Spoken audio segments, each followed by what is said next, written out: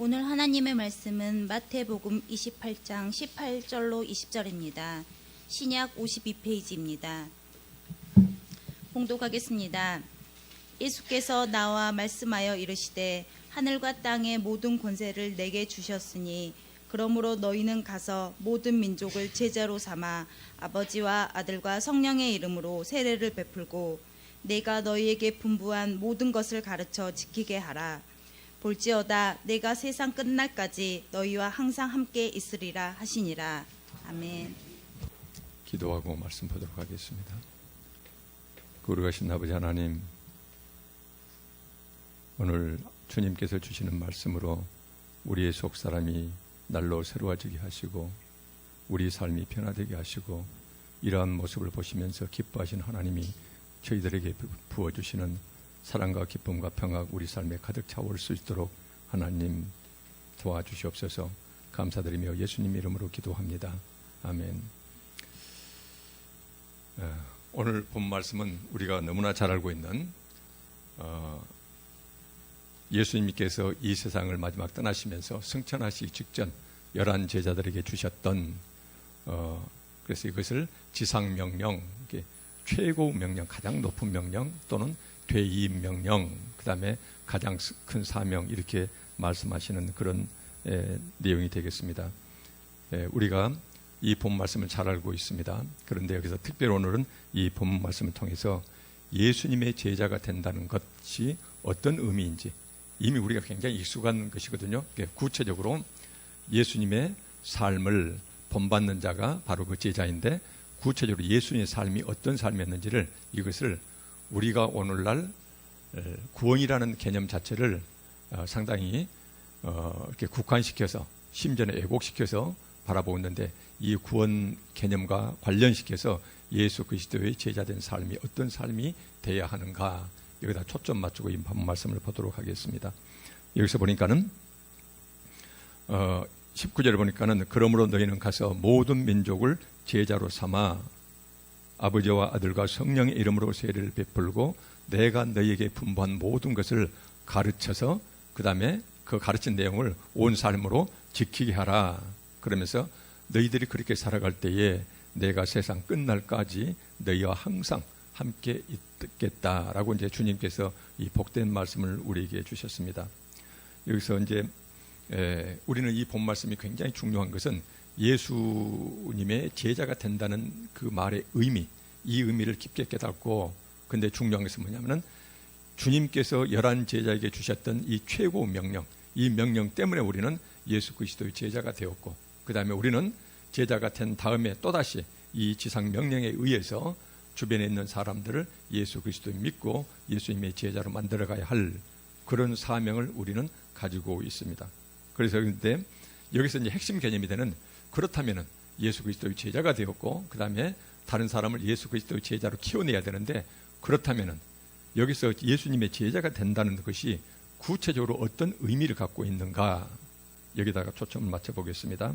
예수님은요, 당신의 제자가 되기 위한 조건을 이미 말씀하셨어요.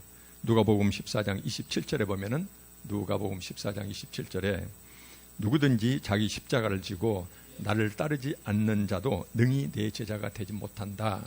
그래서 여기에서 주님께서는 내 제자는 바로 뭐냐면은 자기 십자가를 지고 나를 따르라는 것이에요. 나의 온 삶을 그대로 본받아서 따라서 그대로 똑같이 행하라는 것이거든요. 이렇게 주님께서는 당신의 제자 개념에 대해서 이렇게 말씀하셨는데, 이것은 히브리 세계에서 그 배경이 있습니다. 유대 문화 속에서 배경이 있는데, 유대 사회에서는요, 어떤 사람의 제자가 된다는 것은 단지 그 스승의 지식 차원에서 스승의 가르침을 배우고 그 다음에 학습하는 것으로 국한되지를 않습니다. 히브리 문화에서 어떤 사람의 제자가 된다는 것은 지식 차원에 머문 것이 아니고 스승의 가르침을 가감 없이 자기가 주체가 돼서 선택하는 것이 아닙니다.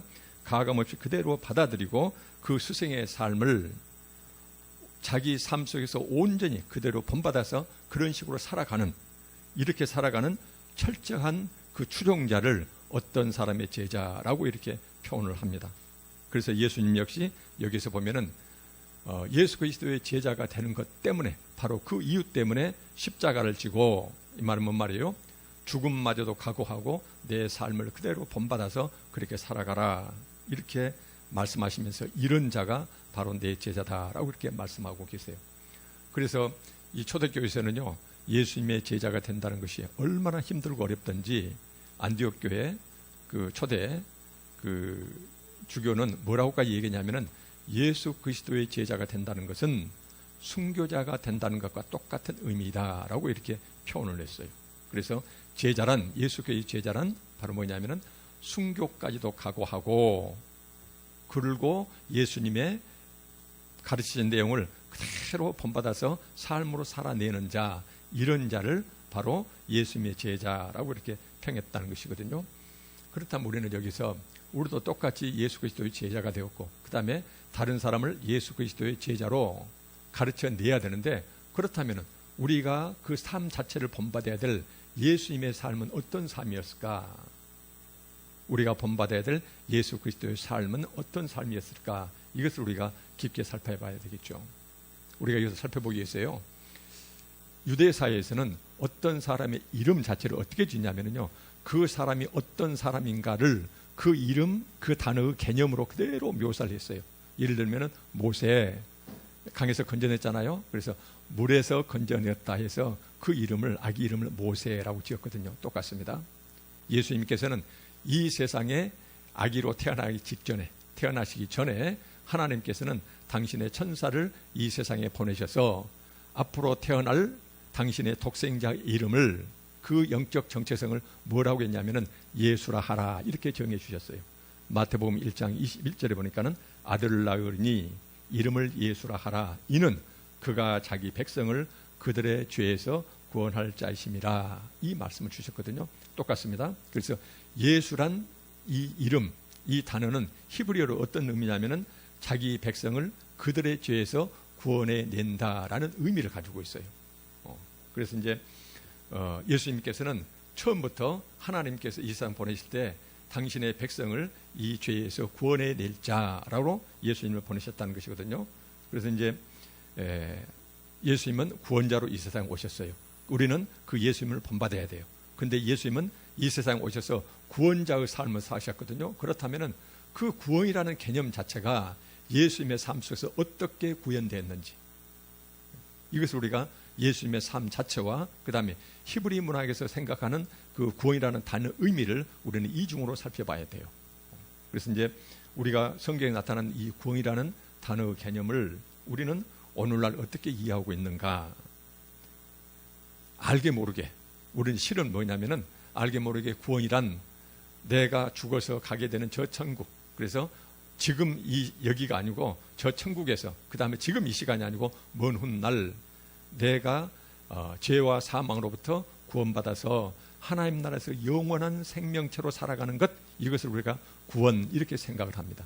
그래서 우리는 끊임없이 내 구원을 위해서, 그래서 우리는 열심히 신앙생활을 한다고 이렇게 생각하고 있거든요.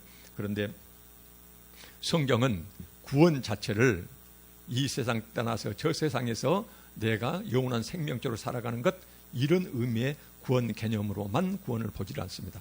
원래 성경에서 구원이라는 이 단어 자체를 그런 개념으로만 사용하지는 않아요. 성경에서 말씀하시는 이 구원은 먼 훗날 저 천국에서 내게 완성될 영적 영원한 생명, 이것도 포함하고 있지만 또 하나는 뭐냐면은 지금 내가 살아가는 지금 이 세상에서 육신 가지고 살아가는 사람들이 이 사회에서 겪게 되는 위기와 고통으로부터 그 사람들을 구출해 내는 것, 건져내는 것, 이것도 똑같은 구원 개념으로 보고 있어요. 이 말씀을 강조하는 이유가 있습니다. 예수 그리스도는 구원자로 오셨는데요, 그 구원 개념을 우리를 당신 믿게 해서 그 다음에 우리 육신이 죽는 날 저 천국에서 영원한 생명체로 부활시켜 주는 것, 이 개념으로만 오신 것이 아니라는 것이에요. 예수님의 삶 속에서 나타나 있는 성경에서 말씀하시는 그 구원의 개념이 어떤 개념인지 우리를 깊게 살펴봐야 되겠죠. 그래서 이제 다시 한 말씀드리면, 구원은 저 세상 내 영원한 생명, 그것 이전에 이 세상에서 고통받고 힘들어하는 그런 사람들을 그 고통과 그 눈물로부터 구원해내는 것, 구출해내는 것, 이것도 똑같은 구원이라는 단어를 사용하고 있다는 것이거든요. 성경에서 그 근거들을 찾겠습니다. 신명기 20장 4절에 보고 있으면 너희 하나님인 여호와는 너희와 함께 행하시며 너희를 위하여 너희 적군과 싸우시고 구원하실 것이라 해서 신명기 20장에서 쓰고 있는 구원 개념은 바로 뭐냐면은 이스라엘 백성이 적군과 싸울 때에, 그래서 적군이 힘이 강하니까 우리가 위기에 처했을 때 그 전쟁으로부터 이겨내서 내 생명이 유지되는 것, 이 자체를 여기서 구원 이렇게 보고 있어요. 구약에서 보면은 여러분들 구원이라는 단어 자체 앞뒤 맥락에서 보면은 전쟁에서 이겨내는 것, 그 다음에 이방 나라의 압제로부터 이스라엘 백성이 신음하고 있을 때 그때 이방 나라의 그 압제로부터 구원해내는 것, 이것도 똑같은 구원 개념으로 보고 있어요. 저 세상에서 내 영혼이 구원받는 이것 이전에 이 세상에서 이루어지는 고통과 눈물로부터 위험으로부터 건져낸다, 이것도 똑같은 구원을 보고 있다는 것이에요. 신약에서 마찬가지입니다. 마태복음 9장 22절에 보면은 마태복음 9장 22절에 예수께서 돌이켜 그를 보시며 이르시되 따라 안심하라 내 믿음이 너를 구원하였다. 여기서 구원은 뭐냐면은 혈루증 앓는 여인이 예수 그리스도 가까이 와서 옷을 만져가지고 이제 그 상황이거든요. 그때 예수님께서 뭐라고 말씀하시냐면은 네 믿음 때문에 네 혈루병 병이 나았다는 의미로 내가 너를 구원하였다 하시니 여자가 그 즉시 구원을 받았다, 그 즉시 혈루병이 따라갔다, 이런 개념으로 쓰고 있어요. 또 마태복음 8장 24절에서는 바다에 큰 놀이 일어나 예수님과 제자들이 배를 타고 이제 바다를 지나시다가 그때 일어난 사건이거든요. 바다에 큰 놀이 일어나 배가 물결에 덮이게 되었으되 예수께서는 주무시는지라 그 제자들이 나와 깨우며 이르되 주여 구원하소서. 이때 구원 개념이 뭐냐면은 이 큰 파도로부터 배가 뒤집혀지지 않도록 우리 좀 보호해 주세요, 이런 의미로 이 구원 개념을 쓰고 있어요. 그래서 성경에서는 우리가 육신이 죽는 날 저 영원한 천국에서 우리가 죄와 사망으로부터 건짐받는 것, 이런 의미의 구원뿐만 아니라 그것은 이제 최종 완성될 구원이거든요. 그런데 성경에서 상당수 이 구원이라는 개념 자체가 우리가 육신 가지고 살아가는 이 세상에서 전쟁이 됐든지 질병이 됐든지 가난이 됐든지 배고픔이 됐든지 그 다음에 다른 사람의 압제가 됐든지 그것 때문에 사람이 고통받고 힘들어할 때 그때 그것에서 건져내는 것 자체를 이것은 구원해낸다, 하나님께서 구원해 주셨다, 이렇게 표현하고 계세요. 그래서 우리는 신구약성에서 말씀하시는 이 구원을 오늘날 우리가 생각하는 하나님과 나 사이에서 내가 지금은 이미 구원의 길로 들어섰지만 내가 열심히 신앙생활을 하면은 그러면은 내가 죽었을 때 하나님께서는 예수 그리스도의 피 공로로 죄와 사망으로부터 나를 영원한 생명으로 건져낸다라는 의미의 구원뿐만 아니라 이것은 바로 뭐냐면은 죄와 사망으로부터 영생의 구원, 최종적으로 완성될 그 구원이에요. 이 구원과 함께 우리가 지금 살아가는 이 세상에서 겪는 위기나 고통으로부터 그 사람을 구출해내는 것, 이것까지 구원은 폭넓은 개념을 사용하고 있다는 것이에요. 그래서 이 단어의 의미를 살핀 이유가 있습니다. 예수님께서는 바로 이런 의미의 구원자로 이 세상 오셨다는 것이에요. 우리가 죽어서 저 천국에서 누리게 될 그 영생의 구원뿐만 아니라 육신 가지고 살아가는 이 세상에서 겪게 되는 고통과 그 힘든 상황에서 그 사람을 구출해내는 것까지 포함된 이 이중의 의미의 구원의 개념, 구원자로서 주님께서는 이 세상에 오셨다는 것이에요. 그래서 주님께서는요, 누가복음에 보면은 이 세상에 오셔서 맨 처음에 3년 동안 하나님의 아들로서 공생애를 시작하는 그 첫날이요, 첫 순간에 당신이 이 지상에서 행해야 될 대사명, 그 사명을 어떻게 말씀하셨냐면은 누가복음 4장 18절이에요. 내가 3년 공생애 동안 무슨 삶을 살 것인가, 구원자로서 어떤 삶을 살 것인가, 뭐라고 말씀하셨냐면은 주의 성령이 내게 임하셨으니, 누가복음 4장 18절입니다.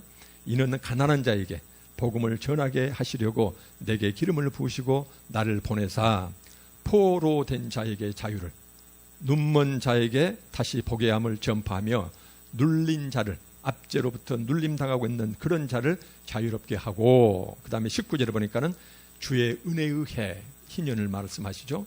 이것을 전파하게 하려고 내가 이 세상에 왔다라고 말씀하세요.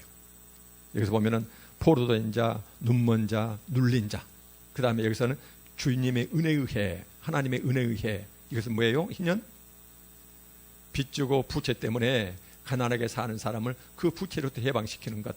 그 다음에 너무나 돈이 없어서 자기 신분을 노예로 팔았던 그 형제들이 노예 신분에서 해방돼서 가정으로 돌아가는 것. 그 다음에 먹고 사는 유일한 생산 수단이었던 그 농토를 원주인에게 돌려주는 것. 이런 것들이요. 그래서 육신 가지고 살아갈 때 이 세상에 겪는 그 고통으로부터 해방시켜 주시기 위해서 주님은 이 세상에 오셨다라는 표현을 함께 쓰고 계신다는 것이에요. 그래서 예수님은 이 세상에 구원자로 오셨다. 이 말씀은 죄와 사망으로부터 우리를 저 천국에서 영원한 생명으로 이런 영생의 구원뿐만 아니라 우리가 육신 가지고 이 세상 살아갈 때 이 세상의 위기나 고통으로부터 사람들을 건져내는, 힘들게 살아가는 그 사람들을 건져내는 그 구원을 위해서 주님께서는 오셨다는 것이에요. 그래서 주님께서는요 3년의 공생애 동안에 그 일을 그대로 행하셨어요. 5천 명을 먹이시는 것들, 그 많은 질병을 고쳐주시는 것들, 이런 일들을 계속 하셨잖아요. 그래서 주님께서는 누가복음에서 공생애 처음 시작하시면서 당신의 사명을 외쳤듯이 그 사명대로 포로된 자, 눈먼 자, 그 다음에 눌린 자, 그 다음에 가난한 자, 그 다음에 힘들게 살아가는 자, 그들을 구원해 내시기 위해서 공생의 3년을 온전히 바치셨다는 것이거든요. 그래서 이제 이 본문 말씀을 우리가 강조하는 이유가 있습니다. 오늘날 우리는 이 구원, 이 단어 자체를 내 자신의 영생의 구원에다만 국한시키는 경향이 있거든요. 그래서 세상은 저렇게 힘들고 어려운데 내 주변의 형제는 저렇게 힘들어하는데 근데 나와 관계가 없으니까는 세상과 내 형제들의 고통으로부터 담을 쌓고 오로지 하나님과 나 사이에 영적인 그래서 신앙생활만 잘하면은 나는 구원받는다라는 그런 의미의 한편만의 구원을 계속 우리는 생각하고 있는데 성경에서 말씀하시는 구원이라는 단어는 절대로 그런 의미로만 쓰이지 않아요. 주님은 이 세상에 오셔서 육신 가지고 살아가는 사람들의 그 삶의 고통, 그 현장에서 그들을 구출해 내셨어요. 이것이 구원이었어요. 이렇게 열심히 사시면서 그 다음에 우리를 부르셔서 내 삶을 그대로 본받으라는 것이에요. 구원자, 예수 그리스도는 구원자거든요. 그래서 그분에게 해당되는 구원이라는 것은 육신 가지고 살아갈 때 이 세상 고통으로부터 구원이고 우리가 죽어서 그렇게 열심히 다른 사람의 구원을 위해서 고통으로부터 해방될 수 있도록 우리가 열심히 도우면은 주님께서는 그런 자들을 선택해서 당신의 제자로 삼으셨고 그 제자들에 대해서 어때요? 저 영원한 생명 구원을 주시겠다 이렇게 말씀하고 계세요. 그래서 우리가 다시 한 번 말씀드리면은 구원 개념 자체를 나와 하나님과의 개인 관계, 그래서 이 세상에 내가 착한 일을 하든 말든 그것과 관계없는, 그래서 구원이라는 용어의 의미 자체를 그런 식으로만 사용하는 것은 원래 성경적인 의미, 그 다음에 유대에서 사용하고 있는 원래 구약 성경에서 말씀하시는 그런 개념하고는 너무나 차이가 난다는 것이에요. 그래서 이제 오늘날 그런 지적을 합니다. 현대 교회가 세상으로부터 칭찬 듣지 못하는 중요한 이유 중에 하나가 구원 개념을 애곡해가지고 오로지 자기 개인의 영적인 구원만을 죽어서 저 세상에서 이루어질 그것만을 초점 맞추고 있는데, 성경을 떠들어 보면은 구원이라는 단어가 사용되는 그 상황을 보면은 전혀 그런 의미로만 사용되는 것이 아니라는 것이에요. 그래서 구원 개념의 애곡이 현대 교회의 부패와 타락을 불러왔다. 이 말은 뭔 말이에요? 우리가 살아가는 공동체 사회에 대해서 이합된 말씀을 하면 공의와 정의를 행하는 것이요. 그 전에 말씀을 하면 뭐예요? 빛과 소금이 되는 것이요. 그 전에 했던 말씀이요, 복의 근원이 되는 것. 이것을 우리는 포기하고 있다는 것이에요. 성경을 철저히 왜곡해서 우리는 보고 있다. 이런 지적들이 실은 굉장히 많습니다. 그래서 똑같은 말씀, 복의 근원이 되라, 빛과 소금이 되라, 공의와 정의가 행함이 없는 그런 예배는 아무런 의미가 없는 것이다. 그래서 여기에 연달아서 이 말씀을 다시 한번 우리가 살펴보고자 했던 것입니다. 그래서 우리가 예수님의 제자가 되는 것, 우리는 그 사명을 제자가 되기 위해서 선택받았습니다. 우리는 또 다른 사람을 예수 그리스도의 제자로 키워내야 됩니다.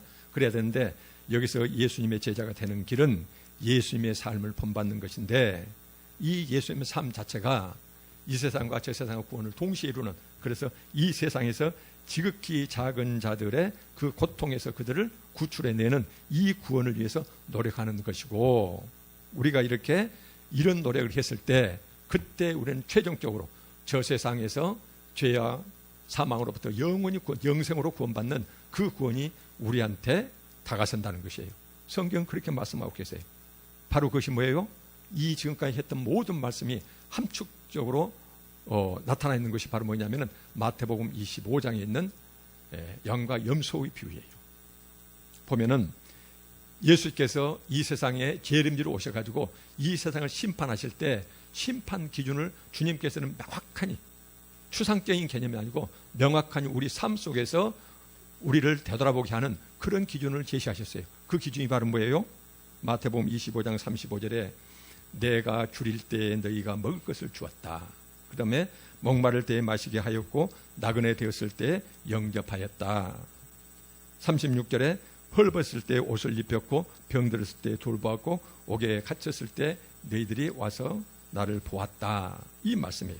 그래서 여기서 보면은 예수 그리스도께서 심판주로 이 세상에 오실 때 내 아버지께 복을 받을 자들아 영생으로 들어가라 라고 이렇게 복을 주실 이런 사람들이 바로 뭐냐면은 주변에 지극히 작은 자들을 그들의 불행에서 그 고통에서 건져내는 이런 일을 네가 행하였다. 즉 그들에게 구원을 네가 베풀었다는 것이거든요. 그들의 구원을 위해서 네가 노력하였다. 그래서 너는 아버지께 복받을 자들아 너희들은 영생으로 들어가라. 이렇게 주님께서는 말씀해 주세요. 또한 심판 기준 중 하나는 마태복음 25장 42절에 내가 줄일 때에 너희가 먹을 것을 주지 아니하였고 목마를 때에 마시게 하지 아니하였고 나그네 되었을 때 영접하지 아니하였고 헐벗을 때 옷 입히지 아니하였고 병들었을 때와 옥에 갇혔을 때 돌보지 아니하였다라고 말씀하시면서 너희들은 지극히 작은 자들을 그들의 불행에서 고통에서 돌보지 않았다. 즉 그들을 구원하지 않았다. 그래서 저주받은 자들아 영벌, 즉 영원한 불 속으로 들어가라 라고 이렇게 주님께서 말씀하세요. 이 말씀은요 추상적인 개념이 아닙니다. 비유로 하신 말씀이 아니거든요. 구체적으로 우리 삶 속에서 우리 눈에 생생히 보이는 눈에 보이는 언어 가지고 이렇게 주님께서는 내가 다시 이 세상에 반드시 올 텐데 그때 너희를 심판할 기준 자체가 이것이다 라고 말씀하셨어요.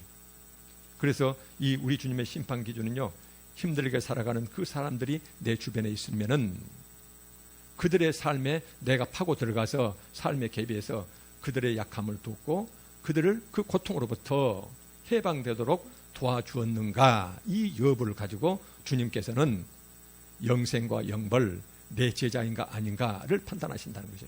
그래서 성경 말씀이 일관됩니다. 예수 그리스도의 제자란 히브리에서 그대로 쓰고 있는 그 제자 개념 그대로 예수님의 삶을 그대로 본받는 것이에요. 그런데 예수님은 구원자로 오셨는데 그 구원 개념 자체가 육신 가지고 살아가는 자들의 그 삶의 고통으로부터 그들을 돕는 것, 질병을 낫게 하는 것, 그들의 눈물을 닦아주는 것들 이 삶을 사셨어요. 그리고 이 세상을 떠나서 하나님 우편에 계시면서 그리고 어때요? 우리를 당신의 제자로 부르신 다음에 그래서 너희들은 내 제자가 되라. 즉 내 삶을 그대로 본받으라. 내 삶은 바로 뭐냐면은 이 세상에서 고통에서 구출해내는 것. 그렇게 사는 사람을 저 세상에서 영원한 생명으로 구원을 완성해 주시는 것. 이 삶을 우리로 하여금 지상 삶을 이렇게 살아가는 것이에요. 그래서 이제 우리가 이렇게 예수님처럼요. 이 세상의 위기나 고통으로부터 주변 사람을 건져내는 노력을 했는지 그들을 구원해냈는지 이 구원은 영생의 구원이 아닙니다. 그들을 고통으로부터 도와주는 의미의 구원을 해냈는지 이렇게 노력할 때 우리는 예수 그리스도의 제자가 된다는 의미가 되고 우리가 이렇게 예수님의 제자가 되었을 때 그때 최종적으로 뭐예요? 마태복음 25장에 영생의 복을 받게 되는데 이 영생의 복을 우리는 천국에서 죄와 사망으로부터 영원한 생명에 이어지는 그 복을 우리는 누리게 된다는 것이에요. 그 복이 요한계시록 21장 3절에 나타나 있습니다. 보면은 내가 들으니 보좌에서 큰 음성이 나서 이르되 보라 하나님의 장막이 사람들과 함께 있음에 하나님이 그들과 함께 계시리니 그들은 하나님의 백성이 되고 하나님의 친히 그들과 함께 계셔서 하시는 일이 있어요. 21장 4절에 모든 눈물을 그 눈에서 닦아주시니 다시는 우리가 육신 가지고 이 세상 살 때 우리가 겪게 되었던 모든 눈물을 우리 눈에서 닦아주시니 다시는 사망이 없고 애통하는 것이나 곡하는 것이나 아픈 것이 다시 있지 아니하리니 처음 것들 예수 그리스도 밖에서 저주받은 삶으로서 죄인으로서 우리가 겪게 됐던 그 모든 고통, 눈물, 신음 이런 모든 것들이 다 이제 끝났다는 것이거든요. 지나갔다. 그러면서 우리 인간으로서는 육신의 우리의 인식의 한계는 도저히 우리가 인식할 수 없는 정말로 하나님께서 전지전능하신 하나님, 그 무한하신 하나님께서 베풀어 놓으실 그 천상의 세계에서 이 땅에 펼쳐질 그 세상에서 우리는 영원한 생명을 누리게 된다는 것이에요. 바로 주님께서는 내 삶을 본받아서 나답게 내 삶을 본받아서 그렇게 제자답게 사는 자들을 결국은 이런 영원한 생명으로 불러주시겠다는 것이에요. 그래서 우리가 명심하고 또 명심할 것이 있습니다. 구원 개념 자체를 하나님과 나 사이의 개인 관점에서 지금 이 시기가 아니고 저 세상에서 그때 주님에 의해서 최종 결정된 이것만 생각해 마시고 우리는 예수 그리스도의 제자인데 이 삶 가운데 예수 그리스도를 본받는 삶을 살았을 때 그때 주님께서는 저 세상에서 우리를 구원으로 불러주신다. 이 말씀이 마태복음 25장이에요. 줄일 때, 목마를 때, 헐벗었을 때, 나그네 됐을 때, 병들었을 때, 옥에 갇혔을 때 그때 네 눈에 보이는 그 형제한테 네가 무엇을 했느냐. 예수님 같으면 당연히 그때요 먹을 걸 주었고 옷 입혔고 마실 걸 주었고 그렇게 하셨겠죠. 그렇게 나를 본받는 그런 삶을 살아가는 것이에요. 다시 한번 말씀드리면 엄청 부담되는 말씀입니다. 우리가 제대로 이렇게 살 수가 없어요. 중요한 것은 뭐예요? 우리가 이쪽을 지향하면서 노력하는 것이에요. 부족하지만은 우리가 해내는 것이에요. 근데 우리가 이런 말씀 자체를 구원 개념과 동떨어진 것을 보고 주님께서 이 세상에 오실 때 심판 기준이거든요. 여기에 배치되는 성경 말씀이 없어요. 로마서 1장 17절이요. 오직 의인은 믿음으로 말미암아 살리라. 믿음 개념 자체를 행함과 분리시켜서 하는 것은 예수님 이후 헬라 문화 속에서 그래서 믿음과 행함 자체를 떼어내서 해석하는 것이지 원래 성경 그것이 아니에요. 왜냐하면 다시 말씀드리겠지만은 유대 문화 속에서 성경 속에서는 믿음이라는 것은 반드시 행함이 따르는 믿음을 말씀하시지 그래서 행함이 따르지 않는데 지적으로 동의하는 것 이것 자체를 믿음으로 절대로 보질 않아요. 그래서 우리는 철저하니 유대 세계로 돌아가야 되거든요. 그런 의미에서 오늘 여기에서 우리가 명심하고 또 명심할 것은 예수님이 제자가 된다는 것은 예수님의 삶을 본받는다는 것, 예수님 삶을 본받는다는 것. 그래서 그러면 구체로 그 예수님 삶이 어떤 삶이냐? 이 세상의 위기나 고통으로부터 그 고통당하는 사람을 건져내는 이 구원을 위해서 노력해야 하는 것이고 이렇게 우리가 살아갈 때 이것은 결국 우리가 저 세상에서 주님 품에 안길 때 그때 우리 몸의 부활과 영생의 구원에 이르게 되는 그 길에 바로 이것이 반드시 우리가 거쳐야 된다는 것이거든요. 그래서 우리가 육신 가지고 살아갈 때 이 세상에서 다른 사람이 힘들고 어려운 것을 구출해내는 이 의미의 구원을 힘쓰지 않고 구원 개념 자체를 내가 죽어서 주님 앞에서 그분의 피 보혈로 나는 구원받는다. 이것만을 우리가 공식처럼 외워서는 절대 안 된다는 것이에요. 그래서 심지어 어떤 신학자는 이런 표현까지 쓰고 있습니다. 현대인들의 구원가는 오로지 예수 그리스도 피밖에 모르는 그런 자들이다. 이렇게 얘기를 해요. 예수 그리스도의 피만 그래서 흡혈귀처럼 예수 그리스도의 피만은 계속 입에 언저리에서 계속 하고 있지 정작 주님께서 그렇게 강조하고 있는 그 우리 삶 가운데서 주님의 삶을 본받는 것, 즉 제자 되는 것 이것은 그냥 건성으로 지나가고 있다는 것이에요. 그래서 현대인들의 신앙을 흡혈귀 신앙 이렇게 혹독하게 비판하는 그런 신학자마저도 있을 정도로 우리의 부족을 이렇게 지적하고 있습니다. 그래서 우리가 다시 한번 말씀드리면은 예수 그리스도의 삶을 본받는 우리가 제자가 돼야 되는데 그래서 예수님 삶을 들여다볼 때 예수님은 구원자로 오셨다. 그 구원이라는 것은 죽음 위에 저 세상에서 이루어질 그 최종 완성될 구원뿐만 아니라 이 세상에서 육신 가지고 살아가는 사람들의 힘들고 어려운 상황을 보살펴 주는 의미의 구원을 사셨고, 그래서 구원의 개념은 성경에서 그런 단일 개념이 아니다. 그래서 우리는 예수님의 삶을 본받아야 된다. 그랬을 때 우리는 마태복음 25장 심판 기준을 조금이라도 가깝게 되는 것이고 노력하는 것이 되고, 그래서 우리 주님은 그때 내 부족을 당신의 피로 메꿔주셔서 우리를 저 영원한 생명으로 불러주실 것이다. 그 영원한 생명에서 누리게 될 요한계시록 21장에 눈물도 죽음도 고통도 아무것도 없는, 그래서 옛날까지 다 지나간 새로운 그 삶, 그것이 얼마나 복된 것인가, 이것을 생각하시면서 우리가 부족하지만 늘 주변 사람을 돌아보는 그런 삶을 사시게요. 기도하고 말씀 마치겠습니다. 아버지 하나님, 우리는 구원 개념을 저 세상에서 영생의 내 자신의 구원만을 바라보면서 이 세상 구원을 그렇게도 강조하셨던 주님의 말씀을 우리가 경홀히 여긴 적이 너무나 많았습니다. 우리의 부족을 용서해 주시고 지금 이 순간부터 마태복음 25장 말씀을 함께 되새기면서 주님께서 이 세상에 오실 때 주님께서 그렇게 간곡히 우리에게 부탁하셨던 예수 그리스도의 제자된 삶을 우리도 온전히 살아낼 수 있도록 열심히 노력할 수 있도록 저희들 삶을 변화시켜 주시옵소서. 감사드리며 예수님 이름으로 기도합니다. 아멘.